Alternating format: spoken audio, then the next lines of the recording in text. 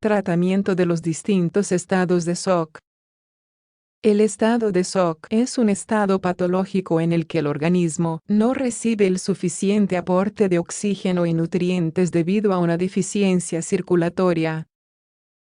Sus consecuencias pueden ser fatales, jugando un papel muy importante, la rapidez con la que se detecta y trata.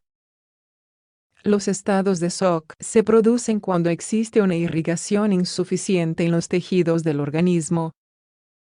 Esto hace que las células de dichos tejidos no reciban el aporte de oxígeno y nutrientes necesario.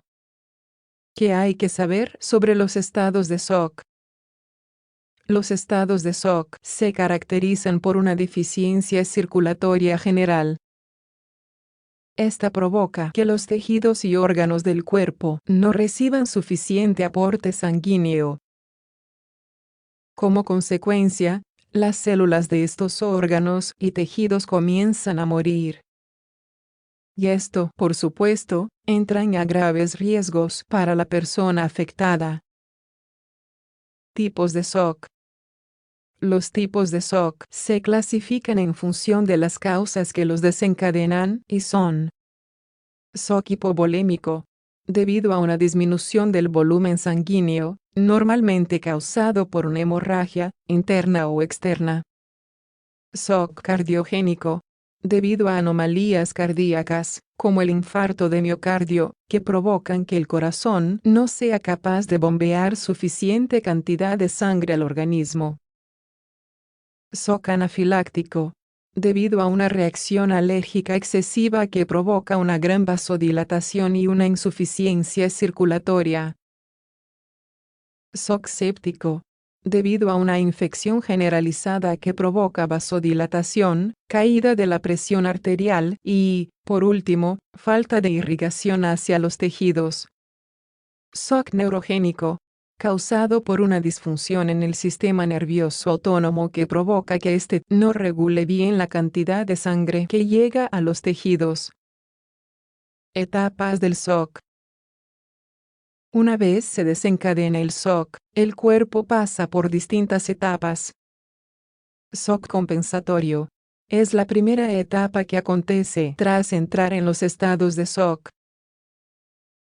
En ella, el cuerpo trata de contrarrestar las alteraciones y restablecer el correcto funcionamiento circulatorio. Shock progresivo. Ocurre cuando los mecanismos compensatorios puestos en marcha fallan y el cuerpo no es capaz de restablecer su funcionamiento normal. Tras esta etapa, la persona afectada comienza a empeorar con rapidez. Shock irreversible. En este punto, los daños en el organismo, debidos a la falta de oxígeno, se vuelven irreversibles. Las células de los tejidos y órganos carentes de irrigación suficiente comienzan a morir, provocando daños irreparables en los órganos vitales y causando la muerte. Tratamiento. Primera fase.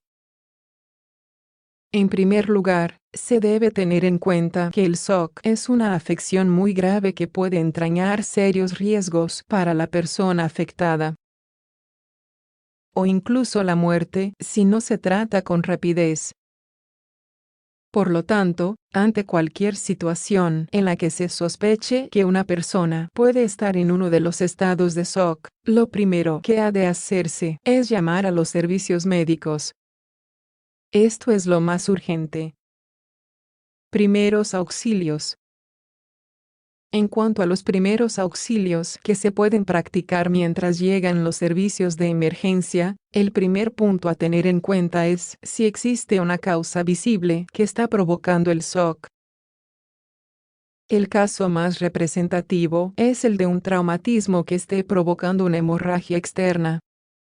En esta situación, lo primero que se debe hacer es controlar la hemorragia, si es posible.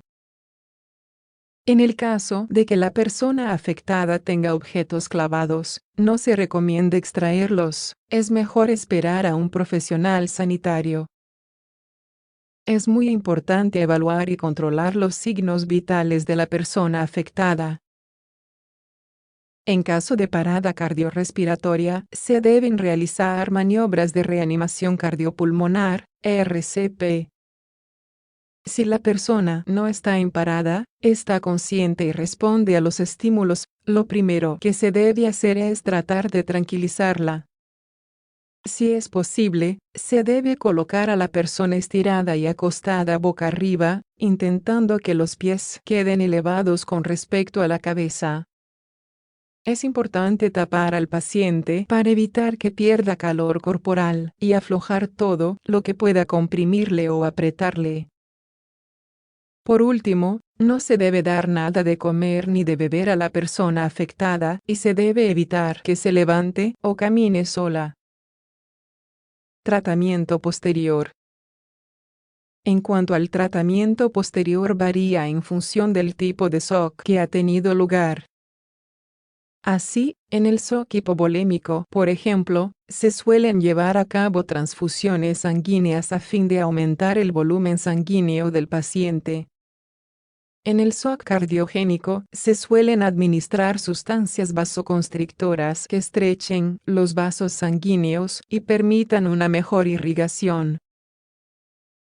En el shock séptico será necesario tratar la infección que está provocando el shock mediante antibióticos.